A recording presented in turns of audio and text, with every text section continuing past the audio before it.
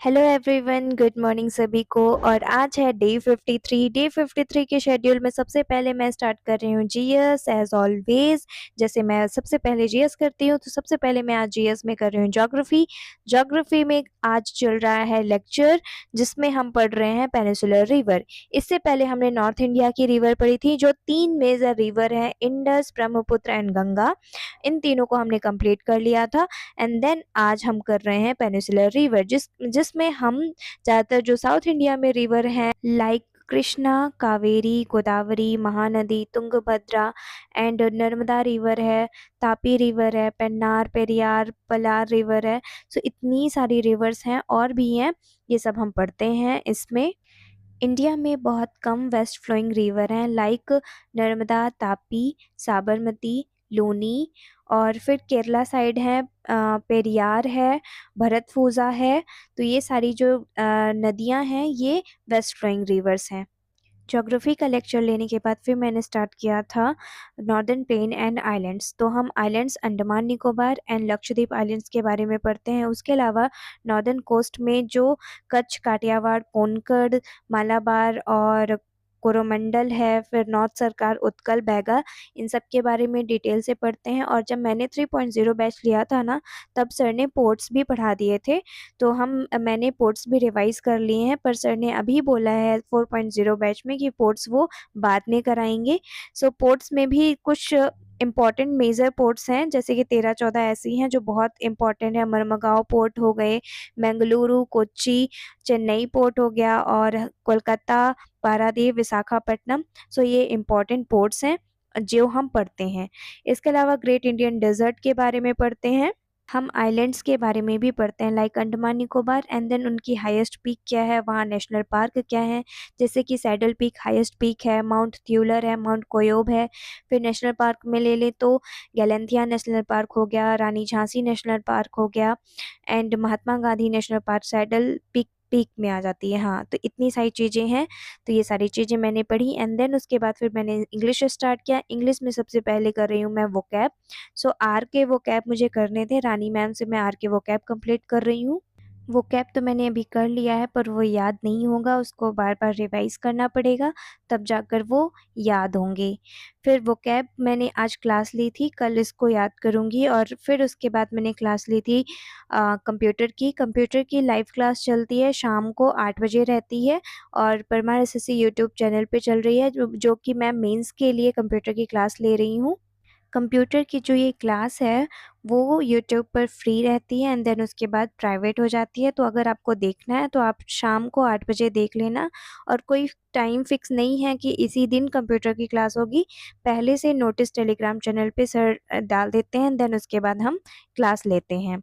इसके बाद मैंने स्टार्ट की थी नाश्ता पीडीएफ में भी एडियम्स और फ्रेजल वर्ब हैं, और वन वर्ड सब्स्टिट्यूशंस हैं, एंड वोकैब है।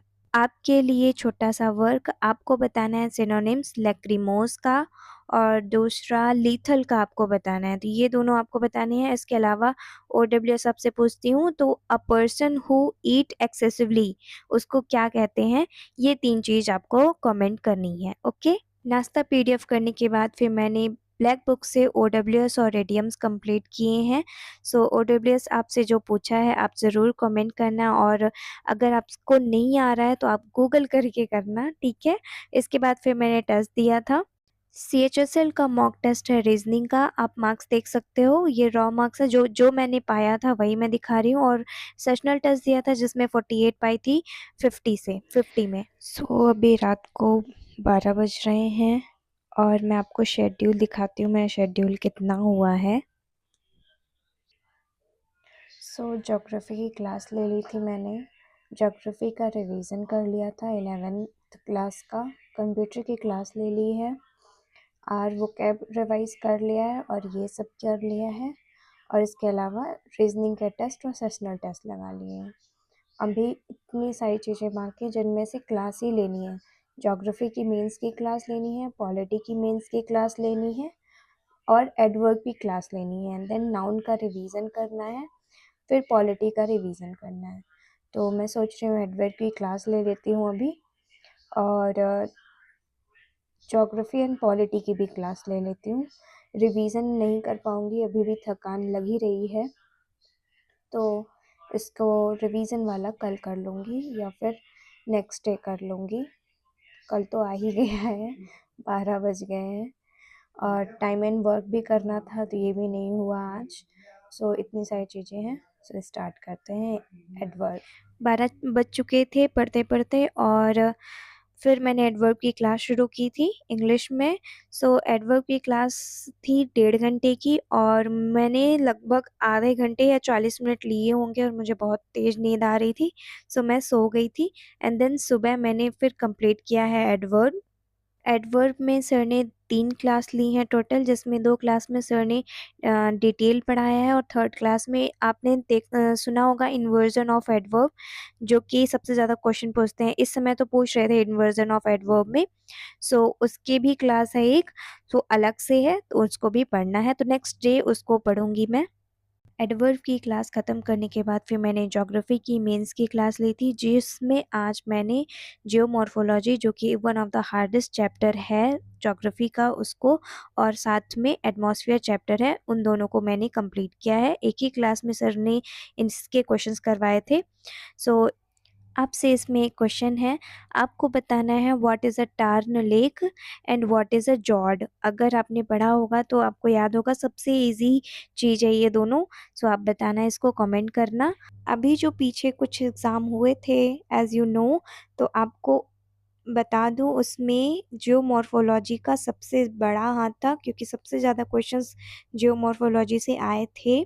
सो आपको बताना है ग्लेशियर से बनने वाले इरोजनल एंड डिपोजिशनल लैंडफॉर्म। आप ज़रूर कमेंट करना। इसके बाद फिर मैंने स्टार्ट की थी ज्योग्राफी की लाइव क्लास और आज का चैप्टर चल रहा है डैम्स, लेक एंड वाटरफॉल। सो आज के चैप्टर ऐसा है कि आपको इसमें सारी चीज़ें सिर्फ़ और सिर्फ रट्टा वाली मिलेंगी। कोई भी ऐसी चीज़ नहीं है जो कि ऐसी हो कि आपको एक ट्रिक पता चल जाए जिससे कि याद हो जाए। सिर्फ़ और सिर्फ रट्टा वाली हैं, क्योंकि डैम्स हैं, वाटरफॉल हैं, लेक्स हैं, आपको अगर पहले से थोड़ा बहुत आइडिया होगा तो वो तो याद हो जाएँगे। वुलर लेक है, कोलेरियो लेक है, लोकटक लेक है, तो ये छोटे-छोटे तो ये हर बार आते हैं क्वेश्चंस में, तो याद हो जाता है। पर कुछ ऐसे होते हैं जो पहली बार सुने होते हैं और वो याद नहीं होते हैं। तो ये ऐसी हैं कि इनको याद ही करना पड़ेगा। और क्लास लेने के बाद फिर लास्ट में क्वेश्चंस भी हमने प्रैक्टिस की थी। लगभग 20-30 क्वेश्चन सर प्रैक्टिस करवाते हैं, उसके अलावा जितने भी बचते हैं वो उसको हम होमवर्क में करते हैं। तो जिनके पास 4.0 बैच होगा, उनको ये पीडीएफ मिलती होगी और वो क्वेश्चंस प्रैक्टिस करते होंगे। मेरे पास तो 3.0 बैच है, अभी 4.0 बैच मैंने बाय नहीं किया है। ज्योग्राफी की क्लास के बाद फिर मैंने स्टार्ट की थी मैथ्स की क्लास और मैथ्स में मैं कर रही हूँ टाइम एंड वर्क। सो आज मेरा 8th और 9th क्लास लेना है टाइम एंड वर्क में। सो इसको मैं कंप्लीट करूँगी और बस ये था मेरा आज का डे 53 का कंप्लीट शेड्यूल। नेक्स्ट डे भी मुझे थोड़ा-सा पढ़ना था डे 53 का, सो मैंने नेक्स्ट डे इसको कंप्लीट कर लिया, साथ में लाइव क्लास भी देख ली थी ज्योग्राफी की। So thank you for watching my videos और नेक्स्ट डे का शेड्यूल भी मैंने लास्ट में लगा दिया है, आप देख सकते हो। और कोई भी डाउट होता है तो आप कमेंट कर सकते हो और टेलीग्राम में ऐड होकर भी वहाँ से पूछ सकते हो। Thank you.